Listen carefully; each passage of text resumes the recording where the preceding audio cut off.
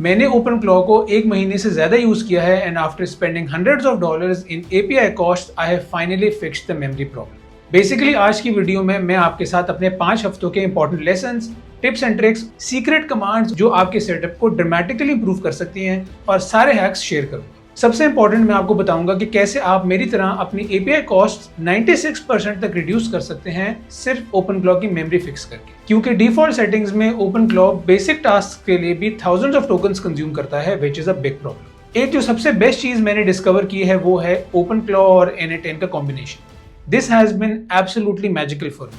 अगर आप open claw seriously use कर रहे हैं या यूज करना चाहते हैं, this video will save you weeks of frustration and hundreds of dollars. Let's get start. तो शुरू करते हैं आज की वीडियो, जहां पर हम ओपन क्लॉ की ऑप्टिमाइजेशन पे बात करेंगे और देखेंगे कि किस तरह इसको आप बेटर तरीके से सेटअप कर सकते हैं। तो सबसे पहले तो मैं आपको मेन बताना चाहता हूं कि हम किन 3 चीजों के बारे में बात करेंगे।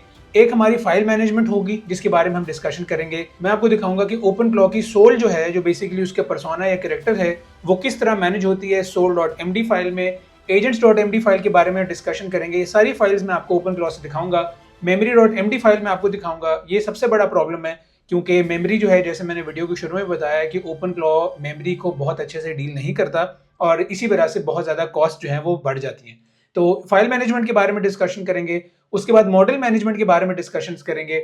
शुरू में मैंने कुछ मिस्टेक्स की और वो मिस्टेक्स ये थी कि मैंने एक मॉडल हर काम के लिए इस्तेमाल किया, जिसकी वजह से मेरी एपीआई कॉस्ट जो है वो इंक्रीज हुई। लेकिन ये सारी चीज़ें इन डेप्थ हम डिस्कस करेंगे। मॉडल्स मैनेजमेंट में हार्ट बीट देखेंगे, क्रॉन जॉब्स देखेंगे और डिफरेंट एजेंट्स के लिए जो परफेक्ट मॉडल्स हैं उनके बारे में बात करेंगे। और साथ साथ मैं आपको थ्रू आउट द वीडियो अपनी टिप्स एंड ट्रिक्स या अपने जो लर्निंग्स हैं, लेसन्स हैं, वो मैं आपके साथ शेयर करता रहूँगा ताकि आप उससे फ़ायदा उठा सकें।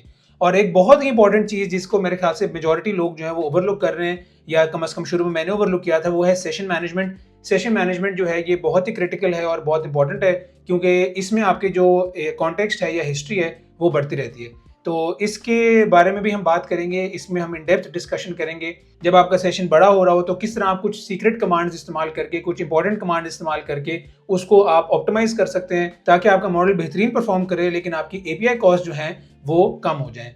और इन सारी चीज़ों पर डिस्कशन शुरू करने से पहले हमें एक बेसिक कॉन्सेप्ट जो है वो अंडरस्टैंड करना पड़ेगा। हमेशा की तरह मैंने इस वीडियो को सेगमेंट्स में डिवाइड किया हुआ है, और अगर आपको लगता है कि किसी सेगमेंट की इन्फॉर्मेशन आपके पास ऑलरेडी है तो feel free to skip that part और आप अपने रेलिवेंट सेक्शन पे जंप कर सकते हैं। सारी टाइमलाइंस जो है वो अवेलेबल होंगी। जो सबसे इंपॉर्टेंट कॉन्सेप्ट है एलएलएम की एपीआई कॉस्ट को लेके, या अगर आपने एलएलएम्स के साथ कोई भी काम करना है तो इस चीज़ की अंडरस्टैंडिंग आपको होना बहुत ज़रूरी है, और वो है टोकन्स। टोकन बेसिकली एलएलएम की टर्म्स में क्या चीज़ होती है, इस पे मैं थोड़ा सा ओवरव्यू देना चाहता हूँ, क्योंकि ये अगर आपका कॉन्सेप्ट स्ट्रॉन्ग होगा तभी आप बाकी जो डाउनस्ट्रीम कॉन्सेप्ट्स या आइडियाज डिस्कस करेंगे उनको आप अंडरस्टैंड कर सकेंगे। तो टोकन जो है बेसिकली ये एक ऐसा टेक्स्ट का पीस होता है या ऐसा चंक होता है जो आपका लार्ज लैंग्वेज मॉडल अंडरस्टैंड कर सकता है। अगर आपने अपने लार्ज लैंग्वेज मॉडल को ये टेक्स्ट पास करना है ट्रेन करते हुए फॉर एग्जाम्पल, तो उसको आप पूरी लाइन पास नहीं करेंगे, उसको आप डिवाइड करेंगे स्मॉल चंक्स में। एक टोकन जो है आप समझ सकते हैं एक broken chunk of a word है। यहाँ पर मैंने एक्सप्लेन किया हुआ है कि टोकन्स कैन बी वर्ड्स, सब वर्ड्स, कैरेक्टर्स, पंक्चुएशन। ये कोई भी टेक्स्ट का पार्ट हो सकता है बेसिकली। एक एग्जांपल यहाँ पर मैंने दी हुई है कि ये जो the cat sat on the mat है, ये 6 डिफरेंट टोकन्स हैं। Each part is a token. यहाँ पर लिखा हुआ है token is a piece of text the model understands. और पूरा सेंटेंस या पूरा ऐसे जब आप पास करते हैं तो ऑफ कोर्स वो पूरा आप ब्लॉब ऑफ टेक्स्ट पास नहीं करते अपने लार्ज लैंग्वेज मॉडल को। आप इसकी एग्जांपल ले सकते हैं कि अगर आपने पिज्जा खाना है तो आप पूरा pizza at the same time पूरा कंज्यूम नहीं कर सकते।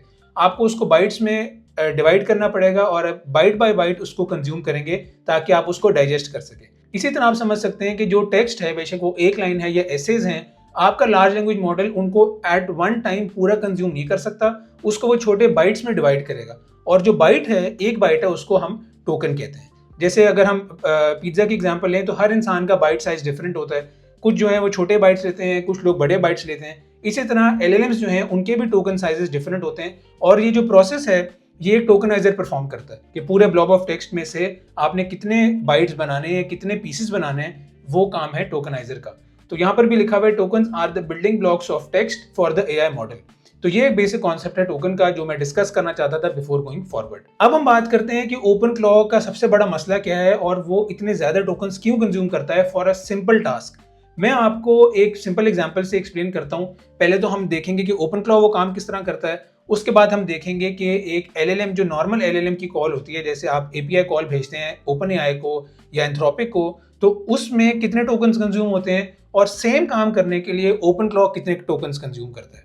इससे आपको आइडिया हो जाएगा कि बेसिक टास्क के लिए भी OpenClaw जो है वो बहुत ज्यादा टोकन्स कंज्यूम करता है, जो कि अननेसेसरी है। यहाँ पर मैंने इसको समझाने के लिए एक एग्जांपल कोट की, और वो एग्जांपल ये है कि अगर आप फॉर एग्जांपल अपने OpenClaw एजेंट से पूछते हैं what is the weather today, बहुत ही बेसिक यूज केस है। आपने जब ये क्वेश्चन पूछा अपने OpenClaw से, तो OpenClaw के अपने कुछ टोकन्स हैं या अपना कुछ टेक्स्ट है या कॉन्टेक्स्ट है जो आपकी क्वेरी के साथ जाता है।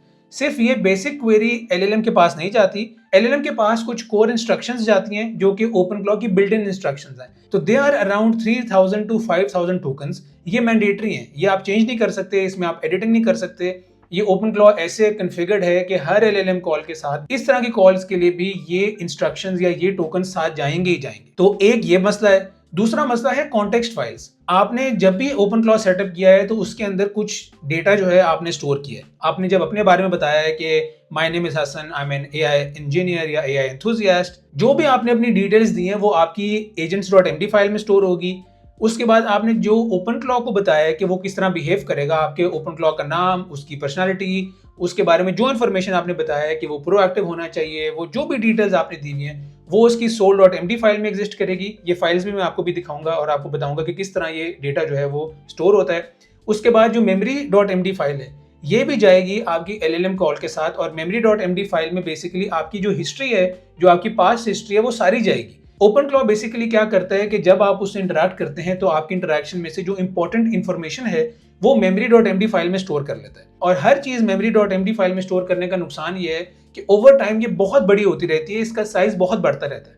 और क्योंकि हर LLM कॉल के साथ हमारी ये फाइल्स की इंफॉर्मेशन भी जा रही है, तो ये जो 3000 से लेके अराउंड 14000 टोकन्स हैं, ये अननेसेसरी टोकन्स हैं for request like this is not it. इसके बाद आपकी जो हिस्टोरिकल टोकन्स हैं, जो आप सेशन में चल रहे हैं, फॉर एग्जांपल आपने सेशन ओपन किया, आपने 2-4 पॉइंट्स पर डिस्कशन की OpenClaw के साथ, और 1-2 दिन गुजरे और दूसरे दिन आप जो है आप पूछना चाह रहे हैं बहुत ही नॉर्मल सा क्वेश्चन कि what is the weather today.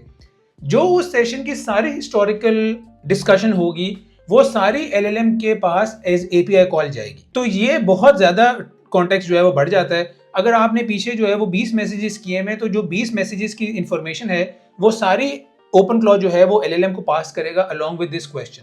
और ये जो सारी इंस्ट्रक्शंस हैं ये कोई वैल्यू प्रोवाइड नहीं कर रही, ये सिर्फ टोकन बर्न कर रही हैं। और टोकन बर्न करने का नुकसान ये है कि आपकी जो प्राइस है API कॉस्ट की वो बढ़ती जा रही है। तो ये एक बहुत बड़ा प्रॉब्लम है। मॉडल ने तो सिंपल आउटपुट दे देना है कि today is 25 degrees and Sunny, for example जो भी उसने जवाब देना है।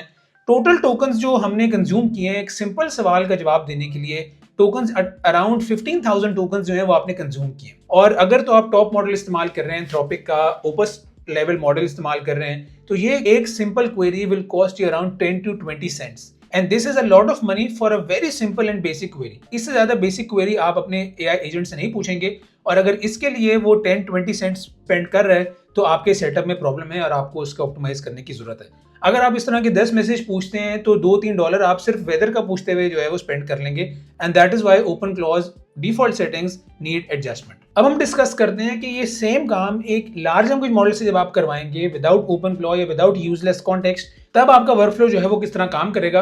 अगर आपने सेम क्वेश्चन पूछा है एक लार्ज लैंग्वेज मॉडल से, जो GPT भी हो सकता है, OpenAI का, एंथ्रोपिक का कोई मॉडल हो सकता है, आपने सिंपल एक क्वेश्चन पूछा what is the weather today, इसमें बहुत बेसिक टोकन जो है वो पास हुए हैं, कोई यूजलेस कॉन्टेक्स्ट प्रोवाइड नहीं हुआ, कोई एक्स्ट्रा मेमोरी की फाइल, कोई एक्स्ट्रा सोल की फाइल, ये सारी इन्फॉर्मेशन, कोई सेशन हिस्ट्री ये पास नहीं हुई। आपके LLM के पास एक क्वेश्चन गया है, LLM ने टूल कॉल की है या टूल सजेस्ट किया है और आपको जवाब लाके दे दिया कि टुडे इज 25 एंड सनी। ये काम जो है बेसिकली आपने अब अराउंड 15,000 टोकन से ऑप्टिमाइज करके 10,000 to 1,500 टोकन्स जो है वो कर दिया, अराउंड 10 टाइम्स लेस कर दिया है। और यहाँ पर आपको पता चलता है कि सेम टास्क के लिए OpenClaw कितने टोकन्स कंज्यूम कर रहा है और आपके जो बेसिक LLM की कॉल है वो कितने टोकन्स कंज्यूम कर रही है। तो ये चीज मैं आपको बताना चाहता था कि एक सिंपल यूज केस जो है वो डिफरेंट तरह से हैंडल होता है इन दीज सिचुएशंस। और यहाँ पर मैं एक छोटी सी ट्रिक बताना चाहता हूँ कि n8n और OpenClaw का जो कॉम्बिनेशन है ये एक बहुत कमाल कॉम्बिनेशन है, और इसने जो रिपीटेबल टास्क हैं, जो ये बेसिक क्वेश्चंस हैं जहां पर मुझे एक्स्ट्रा कॉन्टेक्स्ट देने की जरूरत नहीं है, वो उसने बहुत आसान कर दिए हैं, और उनके लिए जो टोकन कंजम्पशन है वो मेरी बहुत ज्यादा रिड्यूस हो चुकी है। जैसे फॉर एग्जांपल अभी मैंने एक n8n की इंस्टेंस जो है वो ओपन की है, यहाँ पर मेरी टोकन कंजम्पशन जो है वो मिनिमल है, और उतनी ही है जितनी होनी चाहिए। तो ये बेहतरीन सेटअप है। इसका आउटपुट मुझे मैसेज जो है वो टेलीग्राम पे भी आ सकता है, मैंने डिस्कॉर्ड पे मैसेज सेंड करना है, एनी टाइम जो है बेहतरीन काम कर सकता है इस सारी चीज़ों के लिए। मैं क्या करता हूँ कि जब भी मुझे ये पाइपलाइन रन करनी होती है, मैं सिंपल अपने ओपनफ्लो को कहता हूँ कि इस वेब हुक पे मैसेज भेजो या इस वेब हुक को ट्रिगर कर दो। उसके बाद जो ये सारी वर्कफ्लोज हैं, जो LLM टोकन कंजम्पशन है, ये सारा जो टास्क हैं, ये मेरे एनी टाइम में होते हैं और एनी टाइम में होने के बाद जो आंसर है वो मुझे अपने टेलीग्राम पे शो हो जाता है। तो जो भी मेमोरी या कॉन्टेक्स्ट की एक्स्ट्रा इन्फॉर्मेशन है या यूजलेस इन्फॉर्मेशन है, जिन कामों के लिए मुझे उनकी नहीं जरूरत, उन कामों को मैं एनी टाइम से करवाता हूँ। अब यहाँ पर मैं आपको थोड़ी सी एजेंट और फाइल्स जो है वो दिखाता हूँ कि ओपनफ्लो मेमोरी बेसिकली मैनेज किस तरह करता है। मैंने अपने लोकल ब्राउजर में अपना ओपनफ्लो जो है वो रन किया है, एक फ्रेश इंस्टेंस मैंने रन किया है जस्ट फॉर दिस ट्यूटोरियल। ये मेरा पर्सनल सेटअप नहीं है, लेकिन यहाँ से मैं आपको एक्सप्लेन करूंगा कि बेसिकली ओपनफ्लो मेमोरी किस तरह मैनेज करता है। अगर आपने अभी तक ओपनफ्लो सेटअप नहीं किया हुआ तो इसमें मेरी एक इन डेप्थ वीडियो है कि किस तरह आप बहुत सिक्योरली और in the best possible way अपना ओपनफ्लो सेटअप कर सकते हैं। उसको यहाँ पर मैं लिंक कर दूंगा। तो कुछ फाइल्स जो हम लोग डिस्कस कर रहे थे वो इस तरह की होती हैं। यहाँ पर मैंने अपना ओपनफ्लो डैशबोर्ड ओपन किया है अपने लोकल ब्राउजर में, और इसके एजेंट्स के अंदर यहाँ पर आप जो है फाइल्स देख सकते हैं। इसमें agents.md फाइल है, सोल की फाइल है, टूल्स की फाइल है, identity, user, heart beat, memory. अभी तो आप यहाँ देख सकते हैं कि मेमोरी जो है वो मिसिंग है, क्योंकि जैसे मैंने बताया है कि ये एक फ्रेश इंस्टेंस है ओपनफ्लो की, इस पर कुछ भी रन नहीं हो रहा। सिर्फ मैं आपको ये बता रहा हूँ कि ये चीज़ें कहाँ पर एग्जिस्ट करती हैं और इसमें क्या प्रॉब्लम्स आती हैं और आपने उसको किस तरह डील करना है। और ये वो फाइल्स हैं जो हमेशा कॉन्टेक्स्ट में जाती हैं आपके LLM के पास जब भी आप इंटरेक्ट करते हैं अपने ओपनफ्लो से। अब यहाँ पर इनको डील करने के कुछ मल्टीपल तरीके हैं। जो मेरा बेस्ट तरीका है वो मैं आपके साथ शेयर करता हूँ। अगर आप अभी नोट करेंगे तो ये फाइल्स का जो साइज है ये बहुत ही कम है, क्योंकि इसमें कोई इंफॉर्मेशन एग्जिस्ट नहीं करती। ये बिल्कुल फ्रेश एजेंट जो है वो मैंने सेटअप किया हुआ है। बेस्ट तरीका ये है कि आप चेक इन बैलेंस रखें, क्योंकि these files will increase over time. Memory के अंदर आपकी बहुत ज्यादा इंफॉर्मेशन स्टोर होगी और इसी तरह बाकी फाइल्स जो है वो भी इंक्रीज करेंगी when you start using OpenFlow on A daily basis. तो आपने करना यह है कि आपने एवरी 3 डेज या एवरी वीकेंड आपने यहाँ पर आना है, अपनी फाइल्स देखनी है, अपनी फाइल जो है उनको चेक करना है। फॉर एग्जांपल अगर मैं soul.md खोलता हूँ और यहाँ पर आपने जो है थोड़ी बहुत टेस्टिंग करनी है और देखना है कि आपकी फाइल्स किस तरह जो है वो ग्रो कर रही हैं। अगर कुछ फाइल्स आपकी बहुत ज़्यादा इंक्रीज कर रही है, जैसे सबसे इंपॉर्टेंट मेमोरी की फाइल है, अगर ये बहुत ज़्यादा इंक्रीज कर रही है तो इसके 2-3 जो है वो आप काम कर सकते हैं। सबसे आसान तरीका जो मेरे लिए बेस्ट परफॉर्म करता है वो ये है कि आप इस फाइल को डाउनलोड करके अपने चैट GPT या किसी भी लार्ज लैंग्वेज मॉडल को, किसी अच्छे लार्ज लैंग्वेज मॉडल को आप उसको पेस्ट करें और कहें कि इस मेमोरी की फाइल को आप ऑप्टिमाइज कर दें और इसमें से जो लेस्ट इंपॉर्टेंट इन्फॉर्मेशन है उसको डिस्कार्ड कर दें और इसको समराइज करके फॉर एग्जाम्पल 50% पे ले आएँ या 30% पे ले आएँ। क्योंकि मेमोरी MD फाइल के अंदर लार्जली क्या होता है कि अक्सर कुछ चीज़ें डुप्लीकेटेड होती हैं, कि अगर मैंने कोई एक दफ़ा बात अपनी ओपनफ्लो से शेयर की है तो वो बात वो memory.md फाइल में सेव कर लेगा। कुछ 3 to 5 डेज बाद अगर मैंने कोई सिमिलर बात की है तो वो दोबारा वही बात जो है या वही piece of information memory.md file में स्टोर कर लेगा, विच इज़ रिडंडेंट या जिसकी जरूरत नहीं है। इस तरह की इंफॉर्मेशन जो है वो ग्रो करती करती आपकी फाइल जो है वो बढ़ जाती है और जब आपकी फाइल इंक्रीज हो जाती है फिर आपके जो API कॉस्ट जो हैं वो भी बढ़ जाती हैं। आपने सारी फाइल्स का जो साइज है वो देखते रहना है और जहां पर आपको लगे कि आपकी फाइल्स का साइज जो है वो अनरीजनेबली ग्रो कर रहा है तो आप सिंपल उसको LLM के थ्रू ऑप्टिमाइज कर लें या उसको समराइज करके फाइल का साइज जो है वो रिड्यूस कर लें। तो ये वो जगह है जहां पर आपकी फाइल जो है वो एग्जिस्ट करती हैं और आप उनको ऑप्टिमाइज कर सकते हैं। ये agents.md फाइल है, यहाँ पर आप देख सकते हैं ये सारी इंफॉर्मेशन मौजूद है। soul.md फाइल की लॉन्ग टर्म मेमोरी के बारे में इंफॉर्मेशन है और रेड लाइंस जो है वो बताएंगे, देखें, don't exfiltrate private data ever, don't run destructive command without asking. तो ये इन्फॉर्मेशन बहुत इंपॉर्टेंट है और आपने इस इन्फॉर्मेशन का ख्याल रखना है। लेकिन जो इन्फॉर्मेशन रिडंडेंट है या जो अननेसेसरली आपकी इन्फॉर्मेशन या आपकी फाइल्स इंक्रीज कर रही हैं उस पर आपने चेक इन बैलेंस रखना है, विच इज वेरी इंपॉर्टेंट। एक और काम यहाँ पर मैं आपको बताना चाहता हूँ कि आपने agents.md फाइल में मेंशन कर सकते हैं और वो काम ये है कि आपने कुछ 2-3 चीजें अपनी agents.md फाइल में जो है वो एंटर करनी है। यूजुअली LLMs किस तरह परफॉर्म करते हैं, क्योंकि LLMs जो हैं वो ऑफकोर्स जिन कंपनीज ने क्रिएट किए हैं वो उनसे पैसे बनाना चाहते हैं, they want to make money out of them. तो आप जब भी LLM से इंटरेक्ट करेंगे तो आपने देखा होगा कि वो हमेशा एक तो बहुत लंबा जवाब देता है और हमेशा जवाब देने के बाद वो आपसे अगेन कोई क्वेश्चन पूछता है या आपको फॉलो अप टास्क कहता है कि मैं ये भी कर सकता हूँ, to keep the conversation going. और कन्वर्सेशन बढ़ने का मतलब है कि आपके टोकन्स कंज्यूम हो रहे हैं और टोकन्स कंजम्पशन का मतलब है कि यू आर स्पेंडिंग मनी। तो आपने क्या करना है, यहाँ पर कुछ 2-3 चीजें जो है वो अपने agents.md फाइल में एक्सप्लिसिटली मेंशन करनी है ताकि हम जो ये प्रीएम्बल है या जो अननेसेसरी टॉक है उसको हम लिमिट कर सकें और इसको इस्तेमाल करके अपने ओपनफ्लो को और एफिशिएंट बना सकें। तो सबसे पहला काम तो आप ये कर सकते हैं कि आप लिमिट करें उसके आंसर विंडो को। आप उसे कह दें that I only need 1 liner या 2 पैराग्राफ या 1 paragraph, whatever suits your needs best. आप मेंशन कर सकते हैं कि इससे ज़्यादा ऑन एवरेज मुझे जवाब नहीं चाहिए unless explicitly asked for more. उसके बाद आपने मेंशन करना है कुछ चीज़ें जैसे स्किप नरेशन और प्रीएम्बल। प्रीएम्बल क्या होता है कि जब एलएलएम आपको जवाब देता है तो वो पहले आपको रीअश्योर करता है कि yes I can do this या लेट मी सर्च और आई एम चेकिंग, जिस तरह की ये वाली लाइंस हैं। These don't add any value to the interaction. ये एक दफ़ा तो शायद इतने फर्क नहीं डालेंगी, but if you are planning to use open claw for a longer period of time, ये छोटी छोटी चीज़ें एडअप होती हैं और एडअप होने के बाद ये रिफ्लेक्ट करती हैं आपकी एपीआई कॉस्ट पे या टोकन कंजम्पशन पे। तो इसी वजह से ये आपने मेंशन करना है कि हमें प्रीएम्बल या नरेशन नहीं चाहिए, get to the value immediately. उसके बाद जो सेकंड ट्रिक आप इस्तेमाल कर सकते हैं वो है सब agent and model routing.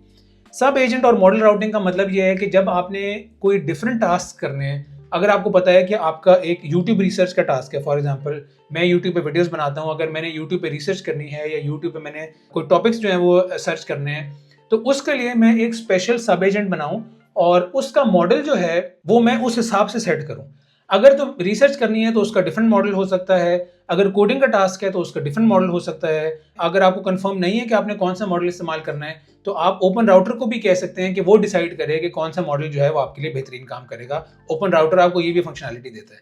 Coding के लिए जैसे मैंने बताया कि OAuth जो कोडेक्स है जीपीटी का, इसके साथ आप इस्तेमाल कर सकते हैं। आपके पास अगर एग्जिस्टिंग जीपीटी की सब्सक्रिप्शन है, ओपन एआई की सब्सक्रिप्शन है, तो उसको इस्तेमाल करके आप कोडिंग के टास्क कर सकते हैं। It is very cheap. आपकी एग्जिस्टिंग सब्सक्रिप्शन पे आपको बहुत ज़्यादा टोकन्स मिलते हैं, आप उनको इस्तेमाल करके अपने कोडिंग टास्क कर सकते हैं। तो समझने की बात यहाँ पर यह है कि rather than using one agent and one model for everything, आप जो है वो स्पेशलाइज्ड एजेंट क्रिएट कर सकते हैं। लेकिन स्पेशलाइज्ड एजेंट आपने सिर्फ क्वेश्चन आंसर के लिए क्रिएट नहीं करना। अगर आपका कोई एक्चुअल टास्क है या एक्चुअल काम है जो आप कराना चाहते हैं उस एजेंट से और रिपीटेबली कराना चाहते हैं, तब ये सब एजेंट और मॉडल राउटिंग जो है वो बेस्ट परफॉर्म करता है। और इसका एक और बड़ा फायदा है जो मैंने यहाँ पर मेंशन किया है, सबसे बड़ी चीज ये है कि जब आप स्पेशल एजेंट्स इस्तेमाल करते हैं तो उनका कॉन्टेक्स्ट अलग रहता है फ्रॉम योर मेन कन्वर्सेशन। अगर आप ये काम नहीं करेंगे तो जो भी टास्क आप करा रहे हैं, यूट्यूब पे सर्च करना है, लिंक्डइन की इंफॉर्मेशन चाहिए, आपने आर्टिकल्स सर्च कराने हैं, ये सारी इंफॉर्मेशन जो है आपकी कॉन्टेक्स्ट में जो मेन एजेंट है उसके कॉन्टेक्स्ट में इकट्ठी हो जाएगी। और जब मेन एजेंट के कॉन्टेक्स्ट में इकट्ठी हो जाएगी तो हर नेक्स्ट क्वेश्चन के साथ ये सारी इंफॉर्मेशन जो कि यूजलेस है वो पास होगी एलएलएम को, जो कि बहुत ज्यादा टोकन्स कंज्यूम करेगा end of course it will cost you a lot of money. इसके अलावा स्टोरेज की आप बात जो है वो अपडेट कर सकते हैं कि स्टोर करने के लिए आपको एमडी फाइल्स की हमेशा जरूरत नहीं है। अगर फॉर एग्जांपल मेरी कोई ऐसी पीस ऑफ इंफॉर्मेशन है जो मैं स्टोर करना चाहता हूँ अपने ओपन क्लॉ के पास, तो उसको rather than storing in MD files, मैं चाहता हूँ कि मैं उसको स्टोर कर लूँ SQLite डेटाबेस में। SQLite जो है वो नेटिवली ओपन क्लॉ के पास उसकी एक्सेस होती है और ओपन क्लॉ लार्जली अपना जो क्रॉन जॉब्स हैं, ये सारी इन्फॉर्मेशन जो है वो SQLite डेटाबेस में ही स्टोर करता है। और इससे फायदा ये है कि ये चीज़ें कॉन्टेक्स्ट में नहीं रहती, ये चीज़ें आपके पास अवेलेबल हैं जब आपको उनकी ज़रूरत है। हर क्वेश्चन के साथ SQLite डेटाबेस पास नहीं होती है एलएलएम को, हर क्वेश्चन के साथ, लेकिन ये एमडी फाइल्स जो हैं ये पास होती हैं। तो हम इन एमडी फाइल्स को लीन रखना चाहते हैं, इसमें कम से कम इंफॉर्मेशन रखना चाहते हैं, इसमें सिर्फ वो वैल्यूएबल इंफॉर्मेशन रखना चाहते हैं जो हमें majority of the times required है। जो काम हमें मेजॉरिटी ऑफ द टाइम्स नहीं रिक्वायर्ड उसको हम स्टोर करना चाहते हैं SQLite में, ताकि हमारे पास वो सेव भी रहें लेकिन वो हर क्वेश्चन के साथ हम अपने एलएलएम को पास ना करें। ये इंडिविजुअली तो शायद छोटी एडजस्टमेंट्स हैं, but when they are combined they make a big difference. और इसी डिफरेंस की वजह से मैंने वीडियो बनाई है ताकि आपके साथ मैं अपनी लर्निंग्स जो है वो शेयर कर सकूं। तो फाइल मैनेजमेंट हमने डिस्कस कर लिया है, अब हम चलते हैं अपने नेक्स्ट पार्ट में जो है मॉडल मैनेजमेंट। तो अभी तक हमने अपने ओपन क्लॉ के सेटअप के एंगल से जो है या उस डायरेक्शन से अपनी एपीआई कॉस्ट जो है मैनेज किए हैं। अब हम देखना चाहते हैं कि हम दूसरी डायरेक्शन से, जो कि एलएलएम की डायरेक्शन है, जो लार्ज लैंग्वेज मॉडल की डायरेक्शन है, उस डायरेक्शन से किस तरह हम अपनी कॉस्ट जो है वो मैनेज या मेंटेन कर सकते हैं। इसमें सबसे पहले तो हमें 2-3 चीजें समझने की जरूरत है। पहला तो ये है कि हमें मॉडल जो है, जो लार्ज लैंग्वेज मॉडल जो ब्रेन के तौर पे एक्ट करता है ओपन क्लॉ के, वो हमें best model in the world नहीं चाहिए, लेकिन हमें worst model in the world भी नहीं चाहिए। हम नहीं चाहते कि हमारा ओपन क्लॉ सिर्फ हेलुसिनेट करे, राइट टूल कॉल ना कर सके और हमें वैल्यू जो है वो प्रोवाइड ना करे। और इस काम के लिए जरूरी है कि आपको क्लैरिटी हो कि आप ओपन क्लॉ इस्तेमाल किस लिए कर रहे हैं या आपको क्या टास्क अचीव कराने हैं अपने ओपन क्लॉ से। अगर आप सिर्फ चैटिंग कर रहे हैं, अगर आप सिर्फ ये देख रहे हैं कि बड़ा फैंसी टूल है या एजेंट बड़ा कूल है और इसको इस्तेमाल करके आप सिर्फ ये पता कर रहे हैं कि लेटेस्ट न्यूज़ क्या है या बहुत सिंपल बेसिक टास्क कर रहे हैं, तो फिर मेरे ख्याल से आपको रिव्यू करने की जरूरत है और आपको ये अंडरस्टैंड करने की जरूरत है कि आप ओपन क्लॉ इस्तेमाल क्यों कर रहे हैं या आप उसकी पावर कहाँ यूटिलाइज कर रहे हैं। It is for sure very powerful और इससे आप बहुत ज़्यादा काम करा सकते हैं। You can be very productive और आपको ये बहुत हेल्प कर सकता है। लेकिन आउटपुट मैक्सिमाइज करने के लिए आपके जहन में क्लैरिटी होना बहुत ज़रूरी है कि आप क्या गोल्स अचीव करना चाहते हैं ओपन क्लॉ से, और उसी के बाद आप फिर उस हिसाब से अपने मॉडल्स जो है वो ऑप्टिमाइज करेंगे। सबसे मेन काम ये है कि आपका जो मेन मॉडल है, जो डिसीजन मेकिंग मॉडल है, वो डिसेंट होना चाहिए। Rather than making 20 calls to the LLM और rather than hallucinating most of the time, आपका जो मेन लार्ज लैंग्वेज मॉडल है वो डिसेंट होना चाहिए ताकि वो रीजनेबल आउटपुट प्रोवाइड कर सके without spending a lot of time. और इस काम में हमें थोड़ी सी API कॉस्ट लगेगी। आपका जो अच्छा मॉडल आप इस्तेमाल करेंगे वहां पर आपकी प्राइस जो है वो या कॉस्ट जो है वो ऑफकोर्स वहां पर थोड़ी स्पेंड होगी। लेकिन जैसे मैंने बताया कि अगर आपके गोल्स क्लियर हैं या आपको पता है कि आप किस टास्क के लिए ओपन क्लॉ इस्तेमाल कर रहे हैं, फॉर एग्जाम्पल आपने कोई नेक्स्ट 60 डेज में कोई एप्लीकेशन बिल्ड करनी है, या आप कोई हैबिट बिल्ड करना चाह रहे हैं, आप वेट लॉस कर रहे हैं, या आप मॉर्निंग एक्सरसाइज की हैबिट जो है वो बिल्ड कर रहे हैं, और इनमें से किसी काम के लिए आप ओपन क्लॉ को ऑप्टिमाइज करते हैं और ऐसा असिस्टेंट बना लेते हैं जो आपको प्रोएक्टिवली मोटिवेट करता रहे, पुश करता रहे, चेक एंड बैलेंस रखे आप पे कि आप अपना गोल अचीव कर रहे हैं या नहीं। जब आपका गोल क्लियर होगा तो फिर आपको पता चलेगा कि आप ये जो API कॉस्ट पे कर रहे हैं इनसे वैल्यू क्या आ रही है। अगर आप कुछ नहीं कर रहे, आपने 1 महीने या 2 महीने में सिर्फ इंटरनेट पे बेसिक सर्चेस करने के लिए या सिर्फ रैंडम स्टफ के लिए $5-10 स्पेंड कर लिए हैं, तो मेरे ख्याल से it is a lot of money. आपने कुछ रिटर्न नहीं लिया, कोई वैल्यू नहीं आपको मिली, लेकिन even then you spend around $10। But on the other hand अगर आपने $200 खर्च किए हैं और आपने 2 महीने में एक नई एप्लीकेशन बिल्ड कर ली है, उसकी मार्केटिंग स्ट्रेटेजी आपके पास आ गई है, उसकी सेल्स की आपकी स्ट्रेटेजी आपके पास आ गई है और आपने उससे बहुत वैल्यूएबल प्रोडक्ट क्रिएट कर लिया है, तो वो $200 भी हैं, वो वर्थ इट हैं और उनकी वैल्यू आपको नजर आ रही है। तो मेन मॉडल जैसे मैंने बताया वो डिसेंट होना चाहिए और उसके बाद जो सब एजेंट्स हैं आपके, उनके लिए फिर आप एक्सपेरिमेंट कर सकते हैं। और इस काम के लिए जो बेस्ट मैं आपको रिकमेंड करूंगा वो है ओपन राउटर। ओपन राउटर जो है एक बहुत ही कमाल प्लेटफॉर्म है और करता ये है कि आपको सिर्फ एक API की चाहिए और एक API की आपको एक्सेस दे देती है अराउंड 651 मॉडल्स की। यहाँ पर paid models, free models, Anthropic के, OpenAI, यू नेम इट, हर किस्म के मॉडल्स यहाँ पर अवेलेबल हैं। आपने सिर्फ एक API की क्रिएट करनी है और अपनी कॉन्फ़िगरेशन फाइल में बताना है कि आप कौन सा मॉडल इस्तेमाल करना चाहते हैं। ये एक बहुत ब्यूटीफुल बात है। यहाँ पर आप मल्टीपल मोडालिटीज की models, text, image, file, audio, video, हर किस्म के मॉडल्स जो है वो एक्सेस कर सकते हैं। या आप यहाँ देख सकते हैं कि मिनीमैक्स 2.7 जो है वो अवेलेबल है यहाँ पर $0.3 पर मिलियन टोकन्स और $1.2 पर मिलियन आउटपुट टोकन्स। और एक और इंटरेस्टिंग जो चीज़ है ओपन राउटर को इस्तेमाल करने की, वो है इसकी लिमिट्स। यहाँ पर अगर मैंने API की क्रिएट करनी है तो API की क्रिएट करते हुए आप यहाँ पर फॉर एग्जांपल मैं लिखता हूँ AI विद हसन, यहाँ पर आप लिमिट सेट कर सकते हैं। और लिमिट सेट करने का मतलब है कि आप चाहते हैं कि आप मैक्सिमम $10 जो है वो स्पेंड करें डेली, वीकली या मंथली, जो भी आपकी लिमिट है। अगर फॉर एग्जांपल आप यहाँ $10 लिमिट कर देते हैं वीकली, तो आप बगैर परेशानी के अपनी ओपन क्लॉ से इंटरेक्शन कर सकते हैं। आपको हर 2 दिन बाद क्रेडिट कार्ड का बिल देखने की जरूरत नहीं है और आप इसकी एक्सपायरेशन जो है वो भी सेट कर सकते हैं। फॉर एग्जांपल आप 90 डेज पे टेस्ट कर सकते हैं कि आपका 3 मंथ्स में प्रोजेक्ट जो है या ओपन क्लॉ जो है वो किस तरह परफॉर्म कर रहा है और उस हिसाब से आप अपनी लिमिट्स या रेट्स जो है वो एडजस्ट कर सकते हैं। तो ये 2 एंगल्स हैं जो आपको फायदा देती हैं। एक एंगल जो अभी हमने डिस्कस किया कॉन्टेक्स्ट का, मॉडल्स की फाइल्स, एजेंट्स की रिस्पॉन्सेज, ये सारी ऑप्टिमाइजेशन टिप्स, ट्रिक्स या हैक्स जो मैंने आपको बताए वो आपकी ओपन क्लॉ की तरफ से ऑप्टिमाइज करेंगे आपके API कॉस्ट और टोकन कंजम्पशन को। और दूसरी तरफ से फिर आपने अब लार्ज लैंग्वेज मॉडल की जो साइड है, जो ओपन राउटर के थ्रू आपने कंट्रोल किया है, यहाँ से भी आपने एक लिमिट कैप कर दी है ताकि आपका जो है सिस्टम परफेक्ट काम करे और लीकेज जो है वो आप अवॉइड कर सकें।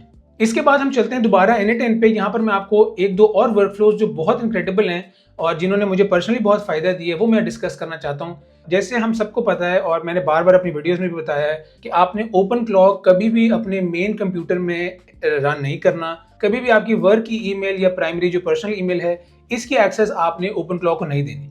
लेकिन अगर आप चाहते हैं कि आपका ओपन क्लॉ ये सारी चीजें एक्सेस कर सके विदाउट एनी सिक्योरिटी इशू, तो उसके लिए मैंने एक N8N में बेहतरीन सोल्यूशन क्रिएट किया है। ये मुझे बहुत फायदा देता है। सोल्यूशन ये है, जैसे मैंने आपके साथ पहले भी डिस्कस किया कि जो रिपीटेबल टास्क हैं उनको मैं N8N के थ्रू कराता हूँ। मैंने ओपन क्लॉ जो है वो सेट इस तरह किया हुआ है कि जब भी मुझे कोई टास्क कराना होता है N8N में, मैं सिंपल एक वेबहुक ट्रिगर करता हूँ, वो वेबहुक जाके फिर ये टास्क अचीव करता है और उसका आउटपुट जो है वो दोबारा मुझे टेलीग्राम में आ जाता है या गूगल शीट्स में आ जाएगा। अभी मैं आपको उसका वर्कफ्लो जो है वो भी बताता हूँ। जहां तक बात रही जीमेल की, मेरी पर्सनल कैलेंडर की, मैंने अपने ओपन क्लॉ को बताया हुआ है कि एवरी डे एट 7 AM आपने सिर्फ ये वेबहुक्स जो है वो ट्रिगर करने हैं। अब ये 2-3 वेबहुक्स क्या करते हैं, एक वेबहुक तो मुझे डेली ब्रीफ क्रिएट करके देता है। फॉर एग्जांपल ये वाला जो वेबहुक है ये क्या करेगा, मेरे AI एजेंट मैंने सेटअप किया हुआ है, उसको मैंने एक्सेस दी हुई है, फॉर एग्जांपल ओपन एआई के मॉडल की इंटरनेट की एक्सेस दी हुई है, और वहाँ पर मैंने एक छोटा सा प्रॉम्प्ट बताया हुआ है कि मुझे एआई एजेंट्स की इन्फॉर्मेशन चाहिए, मुझे लेटेस्ट एआई न्यूज़ चाहिए, मुझे यूट्यूब के लिए टॉपिक्स चाहिए फॉर एग्जांपल, और मुझे बास्केटबॉल की इन्फॉर्मेशन चाहिए। ये जो भी चीज़ें मेरे इंटरेस्ट की हैं वो मुझे चाहिए एक डेली ब्रीफ में। इस काम के लिए मैं ओपन क्लॉ इस्तेमाल नहीं करता, इस काम के लिए मैं एनएटएन इस्तेमाल करता हूँ, क्योंकि ये बेसिक टास्क है और इस टास्क के लिए मैं थाउजेंड्स ऑफ टोकन्स बर्न नहीं करना चाहता। इसके अलावा जो मेरी पर्सनल ईमेल की डिटेल्स हैं या मेरी कैलेंडर की इन्फॉर्मेशन है, उसकी एक्सेस ओपन क्लॉ के पास किस तरह दी हुई है मैंने, उसके लिए भी मैंने एनीटाइम वर्कफ्लो सेटअप किए हैं। एनीटाइम एक बहुत ही सिक्योर और बहुत ही वेल एस्टैब्लिश्ड प्लेटफॉर्म है। एनीटाइम में सिक्योरिटी इशूज नहीं है, इसकी सिक्योरिटी बहुत अच्छी है, और एनीटाइम एक ऐसी एप्लीकेशन है जो आप अपने लैपटॉप पे भी रन कर सकते हैं और उसको आप एक्सपोज कर सकते हैं ओपन क्लॉ के साथ। तो मैंने अपनी जो पर्सनल ईमेल की क्रेडेंशियल्स हैं या अपने जो भी पर्सनल डिटेल्स हैं, इन्फॉर्मेशन है, वो मैंने दी हुई है एनीटाइम के नोड को। ये एनीटाइम की नोड सेपरेटली रन कर रही है, यहाँ पर ओपन क्लॉ की एक्सेस नहीं है। ओपन क्लॉ सिर्फ वेबहुक ट्रिगर कर सकता है। ये जो जीमेल की नोड है या कैलेंडर की नोड है जहाँ पर मेरी पर्सनल इन्फॉर्मेशन स्टोर्ड है, यहाँ पर ओपन क्लॉ की एक्सेस नहीं है। फॉर एग्जाम्पल मेरे पास 5 ईमेल्स आई हैं एट 8 in the morning। मैंने अपने ओपन क्लॉ को कॉन्फ़िगर किया हुआ है कि every day at 8 in the morning आपने ये वाला वेबहुक जो है वो ट्रिगर करना है। ये वेबहुक ट्रिगर हुआ, उसने मेरे जीमेल की ईमेल्स देखी, कौन सी 100 ईमेल्स हैं, सिर्फ वो 100 ईमेल्स जो हैं वो उसने एक गूगल शीट में शेयर कर दी, और जो ये गूगल शीट है इसको मैंने अपने ओपन क्लॉ को एक्सेस दी हुई है, और यहाँ से सिर्फ वो डेटा या टेक्स्ट रीड करके मुझे बता सकता है टेलीग्राम में। और सेम यही वर्कफ्लो जो है वो मैं अपने कैलेंडर के साथ भी रन करता हूँ। आपकी जो भी पर्सनल सीक्रेट इन्फॉर्मेशन है वो आप इस तरह पेयर कर सकते हैं with open claw. This has done wonders for me, क्योंकि यहाँ पर आपको सिक्योरिटी मिल रही है एनीटाइम की, और पावर मिल रही है, फ्लेक्सिबिलिटी मिल रही है ओपन क्लॉ की, विदाउट कॉम्प्रोमाइजिंग एनीथिंग। मैंने इस तरह की और वर्कफ्लोज भी सेटअप किए हैं, लेकिन ये दो बहुत कॉमन या बड़ी एग्जांपल्स हैं ये, क्योंकि ये वो इन्फॉर्मेशन है जो मुझे मेरे बिजनेस में या मेरी पर्सनल लाइफ में हेल्प करती है, और यहाँ पर मैं ओपन क्लॉ से इंटरेक्ट करके अपने वर्कफ्लो जो है वो ऑप्टिमाइज कर सकता हूँ। तो ये एक बहुत ही एफिशिएंट सेटअप है। यहाँ पर मैं थोड़ी सी क्रॉन और हार्ट बीट के बारे में डिस्कशन करना चाहता हूँ कि ओपन क्लॉ जो है वो क्रॉन और हार्ट बीट किस तरह मैनेज करता है या किस तरह उससे डील करता है। क्रॉन जॉब जब आप ट्रिगर करते हैं बेसिकली, तो क्रॉन जॉब किस तरह काम करती है, आपका ओपन क्लॉ अपने डेटाबेस में जो MySQL डेटाबेस है उसमें एक नई एंट्री जनरेट करता है और एक न्यू जॉब जो है वो एंटर कर लेता है। जब भी आप क्रॉन जॉब सेटअप करते हैं तो एक न्यू सेशन क्रिएट होता है, और उसमें कोई हिस्टोरिक इन्फॉर्मेशन नहीं जाती, कोई सेशन की हिस्ट्री नहीं जाती, लेकिन जो कॉन्टेक्स्ट है, जो हमने कॉन्टेक्स्ट यहाँ पर डिस्कस किया था, जो कोर इंस्ट्रक्शंस हैं, जो ये कॉन्टेक्स्ट फाइल्स हैं, ये हमेशा क्रॉन जॉब में पास होती हैं। तो जब भी आपने क्रॉन जॉब सेटअप करनी है ओपन क्लॉ के साथ, तो आपने ये चीज़ सेन में रखनी है कि एक न्यू सेशन क्रिएट होगा, उसमें हिस्टोरिक कोई इन्फॉर्मेशन नहीं जाएगी, लेकिन आपकी जो ये एडिशनल कॉन्टेक्स्ट है ये पास होगा। और इसको अवॉइड करने के लिए, जैसे मैंने बताया पहले, अभी हमने डिस्कस किया कि एनीटाइम एक बेहतरीन कॉम्बिनेशन है। ये जो एक्स्ट्रा यूजलेस टोकन्स हैं ये हम अवॉइड कर सकते हैं यूजिंग एनीटाइम। शायद कुछ केसेस में आपको इस कॉन्टेक्स्ट की जरूरत भी पड़े, हमेशा ऐसा नहीं होगा कि आपको मेमोरी की फाइल्स या एजेंट और सोल की फाइल की जरूरत नहीं है। कुछ ऐसे केसेस भी होते हैं जिनमें इनकी जरूरत है।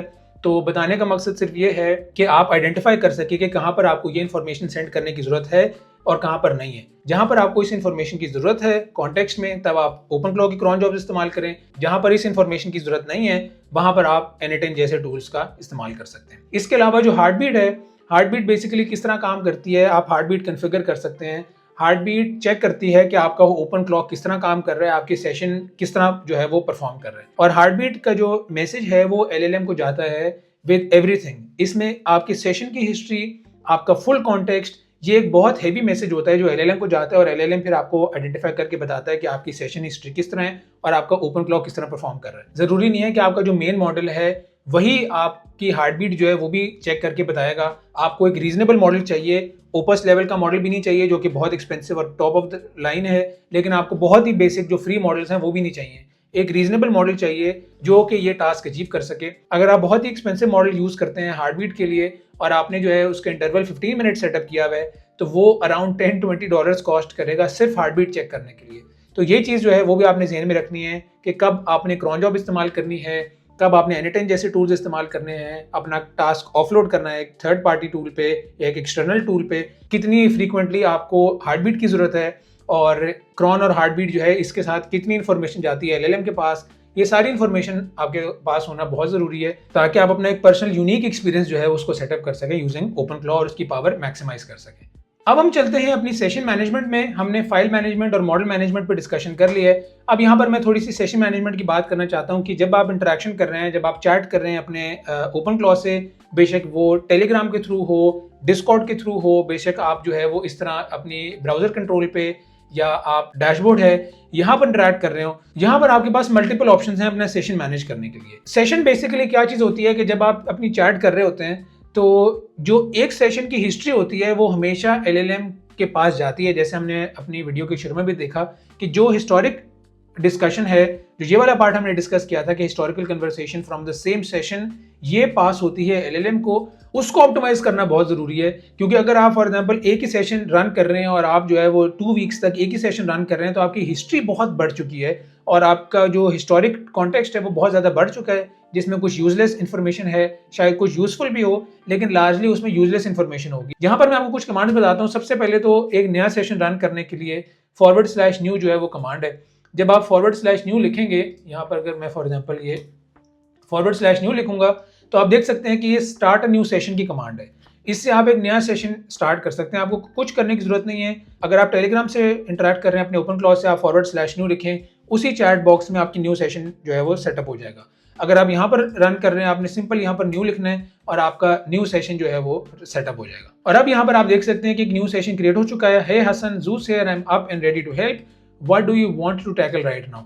A new session was started via /new और /reset और यहाँ पर उसने कुछ इन्फॉर्मेशन जो है वो मेंशन की है। एक ये बहुत इंपॉर्टेंट कमांड है। एक और कमांड है, अगर आपको कोई सेशन बहुत लंबा हो चुका है और आप चाहते हैं कि उसकी जो कॉन्टेक्स्ट है वो रिटेन रहे और आपको ऐसे बड़े प्रोजेक्ट पे काम कर रहे हैं जिसमें आप नया सेशन नहीं रन करना चाहते, आप चाहते हैं कि जो डिस्कशन आपकी हुई हुई है वो डिस्कशन जो है वो मेंटेन रहे, लेकिन आप उसको समराइज करना चाहते हैं या आप उसके सिर्फ इंपॉर्टेंट पॉइंट्स रिटेन करना चाहते हैं to improve your token consumption, उसके लिए एक बड़ी कमांड है, वो है कॉम्पैक्ट की। जब आप कॉम्पैक्ट लिखते हैं तो जो सेशन का कॉन्टेक्स्ट है वो बेसिकली आप समझ सकते हैं कि समराइज हो जाता है या वो कॉम्पैक्ट हो जाता है। वो एक ऐसे फॉर्म में आ जाता है जिसमें यूजलेस इन्फॉर्मेशन आपका एलएलएम जो है वो डिस्कार्ड कर देगा, आपका ओपन क्लॉ जो है वो डिस्कार्ड कर देगा, ताकि उसके बाद जो एलएलएम की कॉल्स आप भेज रहे हैं वो लीन कॉल्स हों, इंपॉर्टेंट इन्फॉर्मेशन के साथ, और वो बेटर परफॉर्म करें। और एक तीसरी कमांड है, वो है स्टेटस। स्टेटस की कमांड बेसिकली आपके सेशन का स्टेटस बताएगी, आपकी कॉन्टेक्स्ट हिस्ट्री बताएगी। अगर आप बहुत अरसे से एक ही कॉन्टेक्स्ट में और आप /status लिखेंगे तो आपको पता चलेगा कि सेशन की हिस्ट्री में कितने टोकन्स जो है वो अवेलेबल हैं और कितने थाउजेंड्स ऑफ टोकन्स जो है वो आप भेज रहे हैं अपने एलएलएम को, विच इज एब्सोल्युटली अननेसेसरी। तो इन 3 कमांड्स की समझ होना या इनको इस्तेमाल करना बहुत जरूरी है। एवरी नाउ एंड देन नया सेशन स्टार्ट करना है, सेशन की हिस्ट्री कॉम्पैक्ट करनी है और अपने सेशन का स्टेटस देखना है। यहाँ पर एक मैं पर्सनल ट्रिक आपको बताता हूँ। Before starting a new session, अगर मुझे लगता है कि ये जो डिस्कशन मैंने की है अपने ओपन क्लॉ से ये बहुत वैल्यूएबल है या शायद इन द नियर फ्यूचर मुझे इसकी जरूरत पड़े, तो मैं क्या करता हूँ कि मैं अपने ओपन क्लॉ को कहता हूँ कि इस सेशन की जो हिस्ट्री है उसको आप किसी मार्कडाउन फाइल में सेव कर दें या आप SQLite में सेव कर दें। तो उसका फायदा ये होता है कि फिर जब गोइंग फॉरवर्ड अगर मुझे उस इन्फॉर्मेशन की दोबारा जरूरत है, अगर मैंने बड़ी वैल्यूएबल डिस्कशन की हुई है, तो वहां पर मैं फिर अपने ओपन क्लॉ को कहता हूं कि वो जो मेमोरी मैंने सेव करने का कहा था उसमें से रिट्रीव करो इन्फॉर्मेशन और फॉर एग्जांपल मुझे हेल्प करो या मुझे कुछ इन्फॉर्मेशन प्रोवाइड करो। तो ये एक बहुत इंपॉर्टेंट चीज़ है जो मुझे हेल्प करती है। एक और मैं बहुत इंपॉर्टेंट आपको टास्क बताता हूँ यहाँ पर कि आप सेशन के बीच में मॉडल स्विच भी कर सकते हैं। अगर आपने कोई फॉर एग्जांपल एप्लीकेशन बिल्ड करनी है और आप चाहते हैं कि जो उसकी प्लानिंग है वो ओपस 4.6 करे, तो जो पहला प्लानिंग का क्वेश्चन है वो आप ओपस से आंसर करा सकते हैं। ओपस आपको स्टेप बाय स्टेप सारे इंस्ट्रक्शंस प्रोवाइड कर देगा। फिर आप स्विच कर दें किसी चीपर मॉडल पे, मिनीमैक्स पे, सोनेट पे, जीपीटी पे, किसी भी ऐसे मॉडल पे जो इतने एक्सपेंसिव नहीं है। इसका फायदा ये होगा कि जो आपकी प्लानिंग है वो अच्छे मॉडल ने कर दी, आपका जो बेसिक टास्क स्ट्रक्चर था वो बेहतरीन अच्छे मॉडल ने कर दिया, जो इम्प्लीमेंटेशन है फिर वो आप एक रिलेटिवली चीपर मॉडल से करा रहे हैं। इससे आपको बेस्ट ऑफ बोथ वर्ल्ड्स मिलेगा, higher quality but with lower API cost. तो ये एक और ट्रिक है जो मैं इस्तेमाल करता हूँ and this has also helped me a lot in my interaction with open claw. तो ये हमारी डिस्कशन थी regarding open claw and how to perfectly optimise our memory. I wanted to share my experiences that I had with open claw while using it for the last 5 to 6 weeks. मैं finally में 2-3 tips देना चाहता हूँ। सबसे important तो है कि आप N8N को एक्सप्लोर करें with open claw. This is a game changer और आप बहुत आसानी से अपने वर्क फ्लोज ऑप्टिमाइज कर सकते हैं। दूसरी चीज़ जो है वो ये है कि आप ओपन राउटर इस्तेमाल करें विद लिमिट्स। ओपन राउटर जब आप इस्तेमाल करेंगे तो जैसे मैंने पहले ही बताया कि एक एपीआई की जो है वो आपको रिक्वायर्ड है और आप हंड्रेड्स ऑफ मॉडल जो है वो इस्तेमाल कर सकते हैं फ्रॉम डिफरेंट प्रोवाइडर्स। तो ये बहुत कमाल बात है।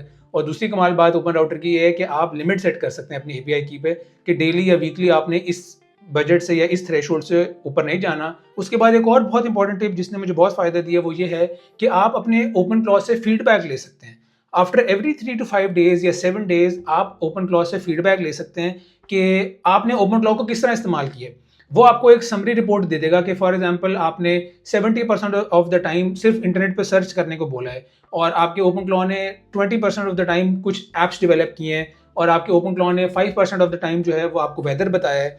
तो इस फीडबैक लूप से आपको पता चलेगा कि आप ओपन क्लॉ का बेसिकली इस्तेमाल क्या कर रहे हैं, आप उसकी पावर यूटिलाइज कर भी रहे हैं या सिर्फ आप रैंडम क्वेश्चंस उससे पूछ रहे हैं जिसकी कोई वैल्यू नहीं है, और वो काम आप सिंपल LLM से भी करा सकते हैं। जरूरी नहीं है कि आपने ओपन क्लॉ इस्तेमाल करना है। ओपन क्लॉ इस्तेमाल करने का फायदा तब है जब आपके पास एक सॉलिड यूज केस है जो आपको बहुत हाई वैल्यू प्रोवाइड करता है।